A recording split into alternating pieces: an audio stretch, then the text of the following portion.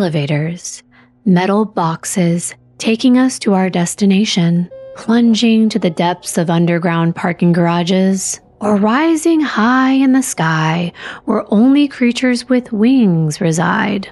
They're not terrifying in and of themselves unless maybe you're afraid of heights or the dark or being out of control. Because you really never know when they're going to malfunction and you're going to drop several levels without notice.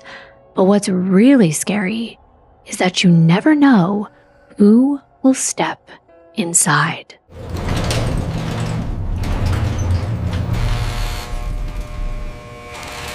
Hi everyone, welcome to or welcome back to my channel. You may know me from my true crime channel here on YouTube called Kimbyrleigha. I am Kimbyrleigha or Kimbyr, and this is Candidly Kimbyr.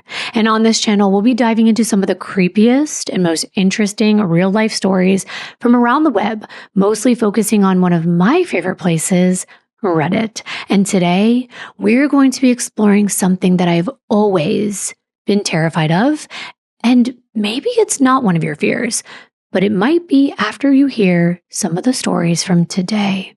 It's not the elevator itself that we should be afraid of, but who steps inside. This first one is from the Creepy Encounters subreddit by MoistAlone2694, and it's entitled, "Creepy Guy Followed Me into the Elevator and Kept Asking Me Personal Questions. Should I be worried?" I think that's a yes. He said, "Hey Reddit, I'm a young male college student living abroad, and something happened last night that really shook me. A guy walked in the lobby, and when I nodded at him as a polite gesture as I walked past him in the lobby, he followed me into the elevator, but didn't press any floor button himself. He stayed in the elevator with me the whole ride. While in there, he repeatedly invited me to his room in a way that feels like he's plotting something, saying things like, 'You are so,' and kept pressing even after I said no. He also asked if I lived alone and if I lived on that floor, which made me really uncomfortable. Yikes. You see, it happens to men too, not just the ladies. Now," he said, "I told him I live with friends just to avoid giving away too much. Before I left the elevator, I said something with exposed emotion, disgust, uneasiness, and maybe even some fear because I was creeped out and regretted that I just stared at him and didn't stand my ground. I don't feel safe walking alone around my place now, and I'm planning to report it to the building security since there's CCTV. Has anyone else dealt with something like this? How should I handle it if he tries to approach me again? Throw hands with a potential creep? Any advice would be greatly appreciated." He edited and said, "I reported and checked the CCTV footage, and the security team replied not to worry too much as the condo has a lot of CCTV and high security. There's nothing more I could do except move on, I guess. Thanks for all your concern, guys. You guys stay safe too." Now, the first thing I thought of when I read this is that you know that it's usually women being in danger at the times when they're just kind of being nice to men. And I think that we discount that men are feeling scared and that they're getting unwanted attention as well. Now, I don't want to sit here and say, now you know how we feel, because I think we're in this situation at least once a week. We're just walking around somewhere and we smile. And it feels like, that's an open invitation for something more for some of these men. And all you're doing, like the poster said, is just being polite. The top comment was from Artistic PC, and they said, "You did well. Never tell them anything personal. And if you live alone, always say your friends are there and that you live with them. He's clearly looking for a victim. Don't just throw hands, only if he tried to do something, like grab you. If you try to just fight, you'll look like the person in the wrong. You can yell at him to leave you alone, though, and definitely report it, though." The poster did respond to this comment saying, "He did follow me to my floor, so he kind of knows where I live already. Man, life can be scary, huh?" Yeah, it can be. And it definitely should not be in your own living space. And I think the fact that this person was living abroad, that also plays into it because they're in an unknown space, and you're supposed to feel safe in a building you live in. And I like how they said, "Oh, there's high security." But nobody stopped this man from making the poster feel uncomfortable in the elevator. But being in the elevator in and of itself has always been something scary to me because of the fact that they are this huge mechanical machine that at any moment can malfunction, or someone with bad intentions can push the alarm button and make it stop, and the doors will stay shut. And who knows what can happen in those moments.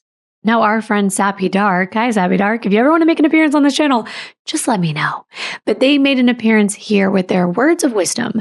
They said, next time a creep starts trying to pressure you like that, yell at them to leave you the hell alone and get the F away from you. Cause a scene, and that should make said creep back the hell up off you.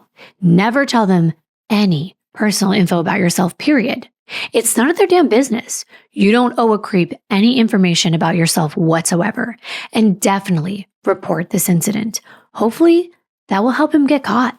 Yeah, it couldn't hurt, right? Unless it upsets the person and they get violent. And there's another comment, but it's a little long. But the gist of it was, why didn't you just get out of the elevator when the person that didn't push a button got in? And the reason they were saying this is because lying about his living situation was pointless when you're already pushing a floor and that creep is watching you. They're going to know where you live. And that's actually really good advice that I've never even thought about because I personally would never live in a high rise. I'm deathly afraid of tall condominiums ever since the Champlain Towers fell in Miami. You can go and look that up. But I'm terrified of them. But it doesn't mean I'm never going to be in an elevator. But it's true. If someone gets in with you, I almost feel like from now on, I'm going to push a totally different floor, but I don't live there. So like if I'm just visiting a place, I don't think it really matters what floor I'm going to. But for anyone that does live in a building, I think it's smart if you don't know the person, not to push the floor you actually live on. Maybe push the one below and take one flight up to where you live. So this next story is from the Let's Not Meet subreddit, and it's from Nagaseth. It's titled, Better Not Take the Elevator When It's Dark. It goes like this. I've never liked going alone on elevators ever since I was a child. They make me feel anxious. I live on the 8th floor, so most of the time I have to take it. Through the elevator doors, while there's still daylight, you can see the floors you are passing. So during the day, I at least can see where I'm at, and that makes me feel a little less overwhelmed. At night, well, I'd rather take the stairs. And I'm going to say, yeah, I think you should just skip it altogether. They said, it was really late when I got home, maybe around 2 a.m., so I began going up the stairs. Everything was running smoothly until the 4th floor. I heard someone moaning in a faint, slow, and creepy voice, and I freaked out, and I started climbing the steps as fast as I could. I couldn't really tell where the moanings were coming from, but whoever did it increased the volume of those terrifying moans as I came closer to my floor. When I was finally there, the moans abruptly stopped. Just so you know, the elevator is facing the entrance of the stairs where I was at, and I knew it was there because I could see the light coming from the gap between its doors. And here's what to this day still scares me to the bone. The lights of the elevator started to flicker, and not because they were damaged. Oh no, there was someone pacing from one side to another inside the elevator. Oh my God, I would be absolutely terrified. That actually gave me the chills. But they're not even finished with the story. They went on to say, I ran as fast as I could to my apartment, and when I was finally inside, terrified, I heard the elevator door open and froze. I heard him or her moan again and then cackle loudly, as if he or she was mocking me. Shortly after, I also heard steps, as if the person was walking down the stairs. I think my unreasonable fear towards elevators might have saved me from who knows what yesterday. And no, I still won't be taking the elevator at night. So, horrible moaning stranger, let's not meet. Yikes. I feel like this should kind of be in the paranormal subreddit. I don't know. I mean, was it some kind of otherworldly creature? or just a weird person. Now, when I was studying in college, I took a sociology class, and we did learn about fears and where they originate from. And something that I thought was interesting is that my professor used an elevator as an example. And I think that's why it's always stuck with me. He said, imagine you're in an elevator with a toddler. There's no reason for them to be scared. They don't know anything about the world around them at this point. But say that right before you start going up, you squeeze the toddler's hand. That reinforces a fear in them, or enforces it for the first time, that they're supposed to be afraid. And that is where fears can start. So I always think of that when I am in an elevator. But commenter Nina Panini said, I figured maybe it might be a drunk person who's starting the hangover phase. The original poster said, I guess I'll never know. But yeah, that's a possibility.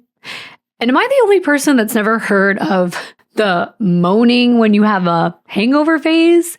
I'm sorry, but that's a new one for me. I usually just want to go to sleep if I've had too much to drink. But someone else said, perhaps it was a couple shagging in the elevator. And the poster was like, no, it wasn't that kind of moaning. Ha ha ha ha. And yeah, I thought of that too for a second. But commenter I Hate Phony said something interesting. He said, the cackling part really terrifies me.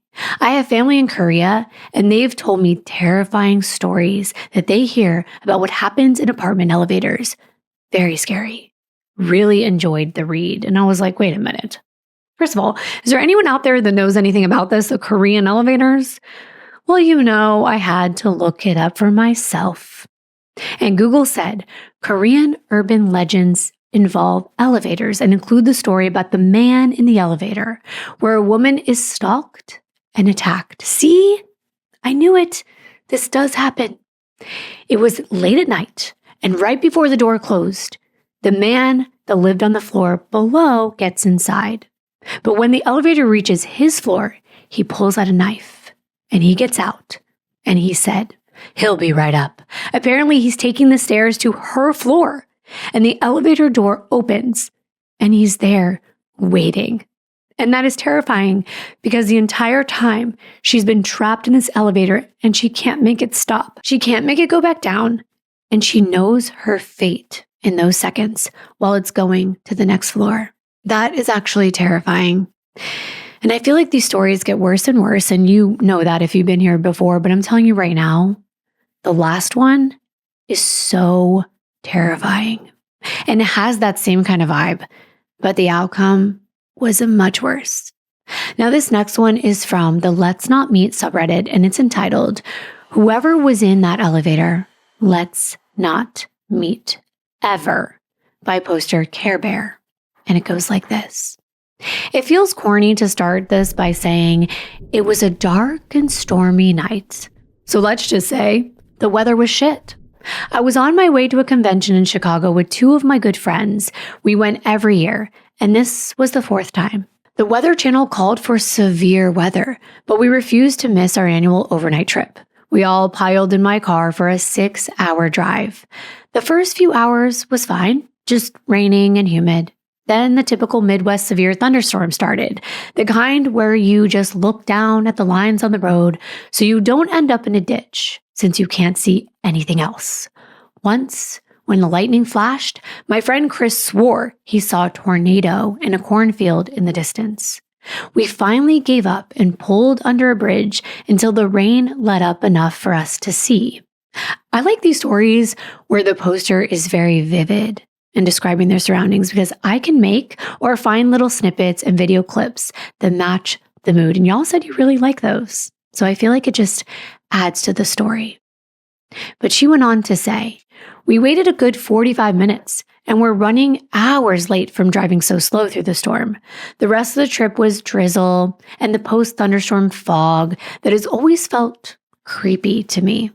There was hardly any other cars on the interstate, since most people were too smart to be out driving, which just added to the creepy feeling. We didn't get to our motel until about 2 a.m. Since we were poor college kids, we never stayed at the convention hotel.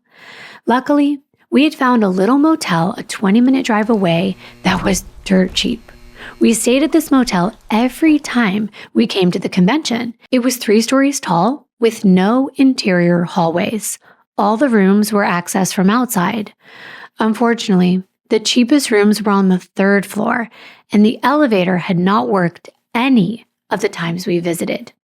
Checking into the motel in the middle of the night was interesting. It was still foggy and drizzling out, but also humid and hot. There were only 2 or 3 other cars in the dark parking lot, and the only lights were from the lobby and the street lights. We walked inside, and no one was at the desk. After ringing the bell for 15 minutes with no response, we actually called the motel from my friend's cell phone. An older man answered and soon came out to the desk from a back room. We tried to negotiate a 1st floor room since obviously they were not busy, but he was a jerk and he kept saying they're booked. There were 2 or 3 other cars there, certainly some room on the 1st floor. It had to be available. Being exhausted, we took our 3rd floor room and prepared ourselves to drag our suitcases up 3 flights of outside stairs in the drizzle and heat. As we left the lobby, the old man called out to us, "You kids lock your door and don't answer it after dark." He went back into the back room and slammed the door. God, that creeped me out. And I was just going to say, wow. This reminds me of another story we did about a gas station attendant. And even when they're afraid and they're working there, that's when you should be worried. But the poster said, "We unloaded the car in the foggy, dark parking lot and dragged our luggage to the stairs. We came around the back of the building and we all saw the elevator. The out of order sign was gone and the doors were open. The light in the elevator was the only light source on the entire back of the building. It seemed like something good finally happened to us on this trip. The elevator was working and we didn't have to lug all of our things up those slippery stairs." I remember thinking it was weird that the doors were open. Didn't elevator doors usually stay closed until you push the button? But whatever. It was better than stairs. We loaded our luggage and got in. I pushed the button for the 3rd floor and the door started to close. No, wait, is it just me? Or is there something with the 3rd floor in all these stories? I don't know, maybe I'm jumping ahead, but it's kind of weird. They said the doors were standard elevator doors, and right before they closed all the way, words appeared, written in red paint or marker on the far side of the elevator door, so that it was only visible when the doors closed. It said, "Well, you're now. Sorry, fuckers." The elevator started moving, and we stared at the door. And my friend Chris from behind said the obvious thing we were all thinking, "Guys, I think we're fucked." It took that damn elevator forever to get to the 3rd floor. With a ding, the doors slowly opened, and none of us moved. I think we were all waiting for something to come out of the fog or one of those sirens from Silent Hill to start. But nothing happened. The door started to close. My friend Amy quickly shoved her suitcase in the way of the door. We all scrambled out. The elevator door closed, and we heard it go down to the ground level, again, abandoning us to our fate. Slowly, we all 3 came around to the side of the building, and nothing was there but a long walkway open to the elements with doors along the left side. Completely terrified now, we crept towards our room, which was halfway down the walkway. We were almost there when we heard it, loud and clear, in the night. Ding. It was that goddamn elevator returning to the 3rd floor. We sprinted to our room and Chris had the key and frantically tried to get our door open as the other 2 of us stared towards the back of the building to see who would come around the corner. Click. The door was open and we bolted into the room. We locked every lock on that door and braced our suitcases up against it for good measure. We stood inside listening for anything else, and we heard nothing. Being the only guy in the group, Chris looked outside after a few minutes, but he couldn't see anything. I don't think any of us slept well that night, and we never stayed in that motel ever again. And I'm like, oh my God, that's so terrifying. I think this is why I'm scared of elevators. I don't know what it is. It's the creepiness of the fact that it will open and you don't know who's going to emerge from it. But on my true crime channel, I actually did a Halloween intro, and one of my subscribers helped me come up with the name, and I tweaked it a little bit, but it was called Depths of the Damned. And the whole theme, and I'll play it on the screen for you while I'm talking about it, was this elevator, this creepy haunted house with this elevator that takes you down into the depths. And it gets scarier and scarier, and your fears are coming true, and you're trapped going deeper and deeper into the darkness. It's so interesting because I've always had this creepy thing with elevators, and that was the theme for my Halloween series. But I digress. Commenter Girl with the Pink Hair said, the first floor could have been booked by people who are living there and have no car. I was once at a seedy motel that barely had any cars in the parking lot, but they said they were all booked up. I was like, no way. But when I got out, I realized people were in a lot of the rooms, stuff outside the doors, etc. And I guess they just really didn't have cars. And I never thought about that, but it could be true because a lot of places do have long-term rentals at very cheap prices. Now, many of the commenters said that the story was very creepy, and one said it was very well written, which I agree with. And I think the freakiest thing was what this commenter said, that the old man said what he said to them, that they need to get inside, lock their door, and not open it for anyone. That is scary. Another commenter questioned the writing, where was it positioned? And the original poster explained, the writing didn't appear. It was written on the far side of the door, the part that you see last as they slide closed. So you couldn't see it until the doors were closed. Some dick wrote it there to creep out kids when the door closed.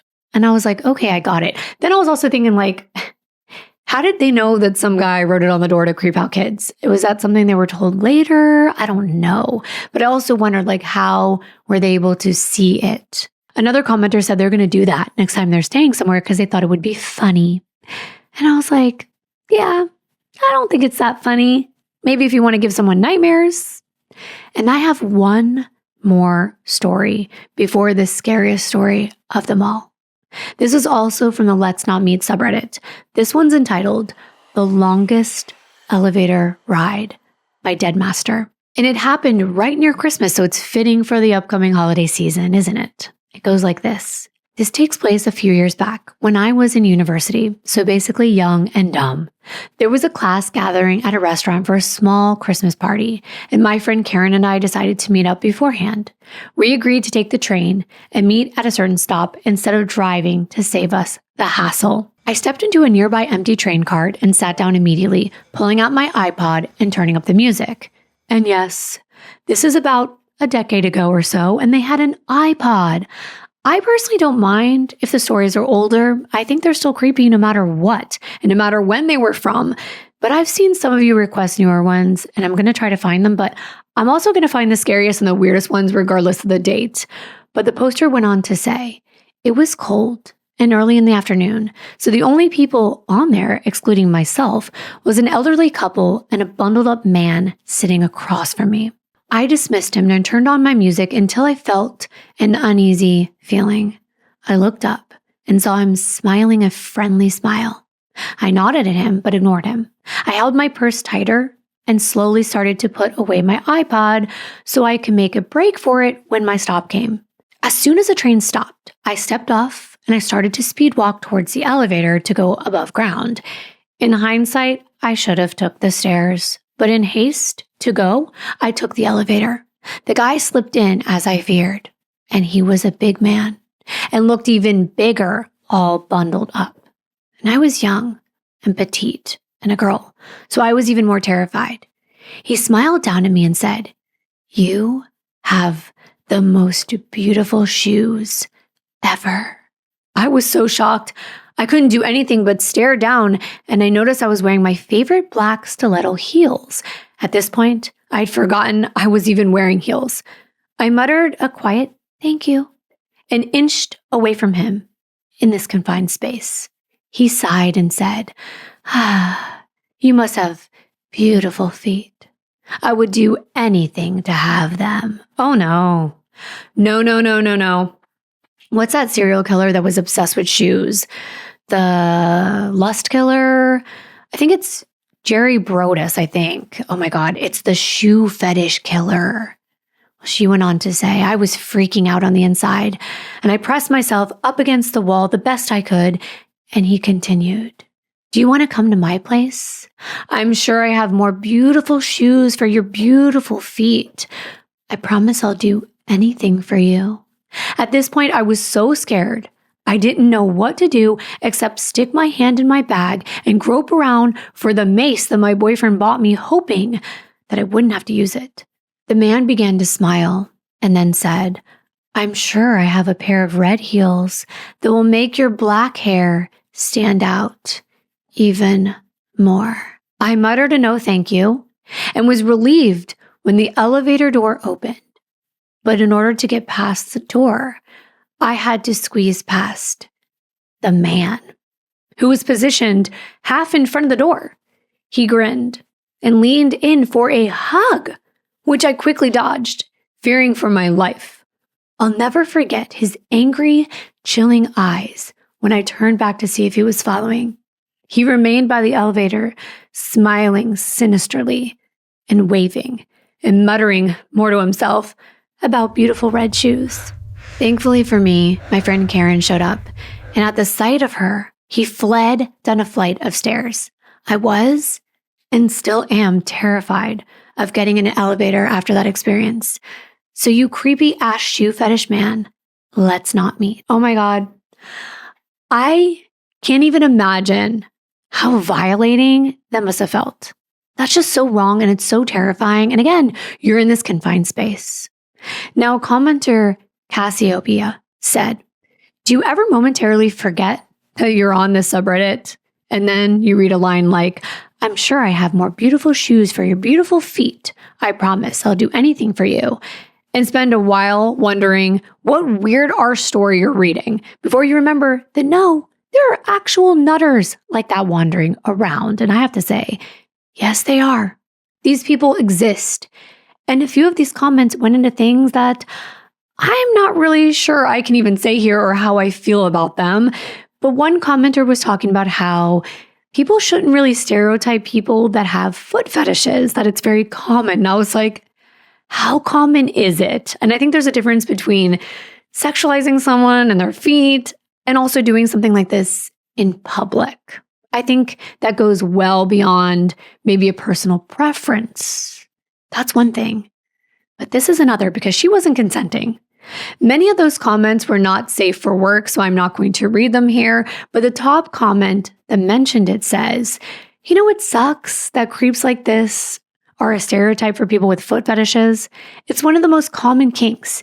Yet, if you're a woman and you hear anything about feet stuff from a guy that you're seeing, you almost can't help but red flag it just because of the stigma associated with it. What a complete douche. But here's the thing. I agree with the next comment that was in response to that. They said, the problem with those guys isn't the foot fetish. It's the serious boundary issues and creepy objectification.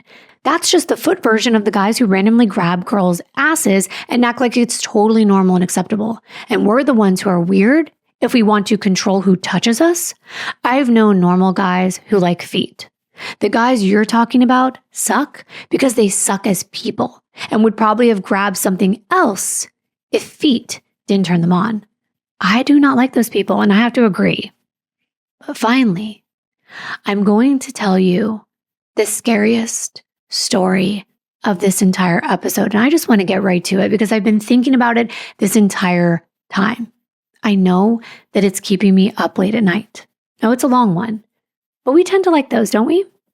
It's from poster Mad Hatter 930, and it's entitled, He Waited for Her in the Elevator with a Pair of Scissors in His Pocket. Yeah, I think you can see why it's already scary as hell.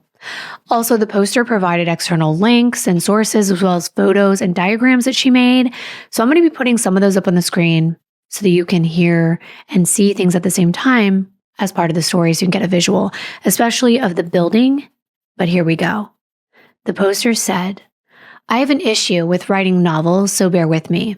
I hadn't realized I buried this memory until a weird trigger made me remember it a few months ago.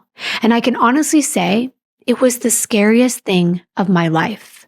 And I think it shaped how I see the world a lot more than I realized. I'll start with what triggered the memory.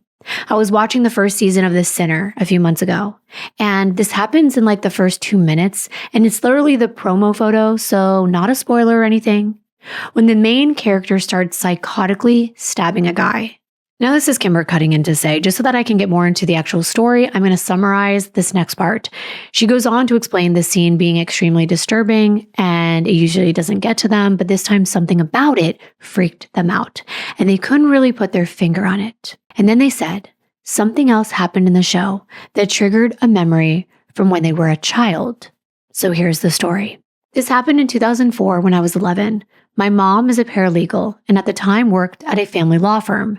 Something urgent came up, as in life in the legal world, and she had to get case materials from her job that night. So she took me with her to go grab them. It was around 7 p.m. I should mention, I guess, that I live in a fairly affluent, nice neighborhood where it's very safe and nothing bad really happened. My mom and I watch horror movies, so this isn't a forgot to lock the door story, because hell no. I say this to give credit to my mom's insane sense of intuition that likely saved our life that night. We pull into the parking lot, and my mom doesn't get out of the car. I'm an only child, so I was reading in the back seat and honestly didn't notice nor care. But eventually, I asked her why we weren't getting out of the car. She replied that she was waiting, because as we pulled in, someone walked through the parking lot, got into their car right behind us, then proceeded to wait in his car while it was on with the lights pointed at our car. It wasn't overly sketchy or creepy, as there were several non-ominous explanations, but my mom had a gut feeling, and I'm glad she trusted her intuition and proceeded very deliberately and carefully, because it quite possibly saved our life. And that's why I do these stories, because I feel like we can learn from them. I feel the same way. If somebody is just sitting around and there is no explanation, I would probably drive away. But I understand this mom needed to go get something from the building. The poster said, after about 5 or 10 minutes, eventually she turned to me and was like, okay, I have no idea what this guy is doing. Let's just go grab this stuff and leave. I didn't know this at the time because I was at this point mildly oblivious, but he got out of his car and followed us. My mom told me to hurry up because it was freezing, and we jogged to the door. Her building required a card to buzz you inside, so once we got in, we figured we'd be fine. The parking lot we were in is giant and random, and people hang out there all the time, including myself, frequently now as a teenager drinking Four Locos in the parking lot. Classic. And he came from seemingly nowhere, so the chances of him having a card to buzz in were not very high. This was also something I wasn't really aware of or paying attention to at the time, but a few moments after we buzzed in, thinking we were in the clear, he came in right behind us. I asked my mom about this. I didn't learn what happened until years later. I can understand why she didn't tell me. And she said a few things ran through her mind. He could have been a total psycho who stole someone's card, which was the least likely because that would be too effing random. So he was either an employee or a client. They held late night mediation sessions inside this building, so it was typical to give clients a temporary pass for convenience. I'm going to assume this practice changed after this event. My mom, knowing the ID card system, actually wondered if she was overthinking it at that point, but she just had that gut feeling and stuck to it, and truly taught me from the get-go to F politeness. I hadn't seen him follow us in, and my mom honestly played it so cool that I didn't even put 2 and 2 together and just thought I was with another random employee. But I remember just having a weird gut feeling that I just couldn't put my finger on. And mercifully, I just shut up and followed my mom's lead. Before he came in, my mom was frantically pressing the elevator button just in case he somehow got in. But it hadn't come yet. So he came in and waited for the elevator with us. My mom was fake polite and said hi. And when it came, he got in and held the door open for us, waiting. And for me, this is the terrifying part of being in an elevator because you're with someone, especially it could be someone creepy. But she went on to say, my mom really effing killed it thinking on her feet and pretended to get on a call. And she kind of shooed me to the side and told him, "Oh, I have to take this, so I'll get the next one. Thank you." And ushered us away. I followed without protest, even though I saw that no one had called her. After getting the weird feeling and seeing her fake a call, I knew something was up. That, and he was extremely creepy, standing there, holding open the elevator. The second it took off, she immediately pressed the button so the next one would come down and grabbed me and said quietly, "That was the man who was waiting behind us in the car in the parking lot. He got out of his car and followed us inside. I was not letting us get in that elevator with him. When the elevator comes, we're going to run to my office and wait a few minutes, then take the stairwell out." See, I like how this mom wasn't just proactive. She explained to her child what was going on to make them aware of the context, and that is so important. But the poster wrote, "At this point, I'm freaking the F out, but stayed calm and quiet and followed her lead. She saw that his elevator went to the 3rd floor. She was on the 2nd floor, so we wouldn't run into him. Even if he somehow discovered we went to the 2nd floor on a different elevator, her office was right next to it, and he wouldn't have ever caught up to us. We ran into her office and locked the door and waited about 5 to 10 minutes while she held her ear to the door to make sure she didn't hear anything."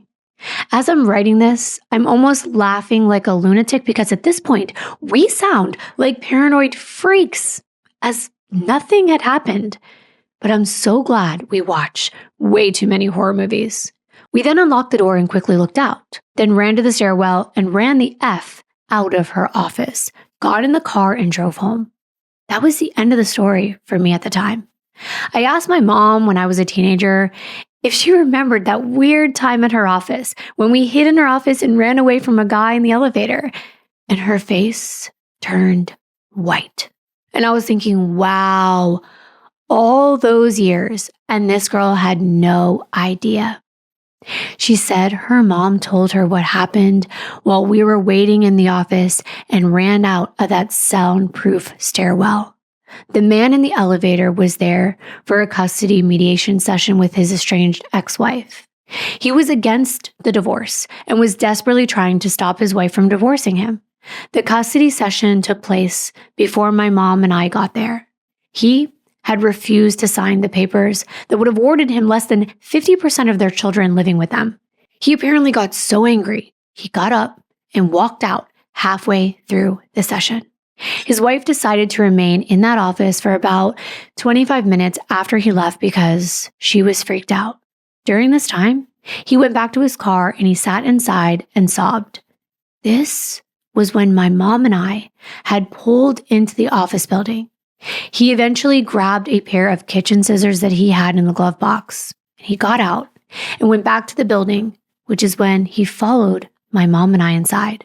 I'm not sure if us getting out of the car kind of snapped him out of it and gave him the push, if you will, to go back inside. But he came back inside at the same time as us and got in the elevator, which he invited us inside with him. Based on the evidence from the trial involving a gray sweatshirt, prosecutors put together that he went to the 3rd floor and lurked around, waiting for his wife. He got back in the elevator and waited until his wife went to leave and get in the elevator. And he proceeded to ambush her and stab her 106 times with a pair of scissors in his pocket. He murdered his wife in the most gruesome fashion. The details of this case are horrifying, so fair warning if you check the links below, they are very graphic. And I have to say, I don't think I can even share them in detail here because if you know this platform, then you know. But the poster said, "What chills me to my core is wondering what would have happened if we got in that elevator. It was clear that he had an agenda and a direct target. It's highly possible he would have left us alone and went along with his plan. But the last detail is that while he was waiting in his car, he, edited by Kimbyr, I'm going to say he was snorting, rhymes with Beth, starts with an M. I think you know what I'm saying." And the poster said, "He was high as an effing kite." The mediator was the key witness in the trial, and her testimony is horrifying. Her husband also worked in the building, and when she was walking to his office, she heard screaming. When she got closer to the elevator, she heard the wife yelling her name. She yelled out, "It's him!" She found her husband dragging his wife inside the elevator with blood everywhere, all over the walls. Then in front of the mediator, he continued to plunge the scissors into his wife. When the police got there, they found him holding his wife, who was dead, choking her with his arm around her neck. This all took place while we were still in the building. We didn't hear it because we were in the cement stairwell and ran directly outside. All of the above is to say that he clearly went absolutely psychotic and lost his absolute mind. Someone who stabs their wife over 100 times with a pair of goddamn poultry scissors is clearly effing insane.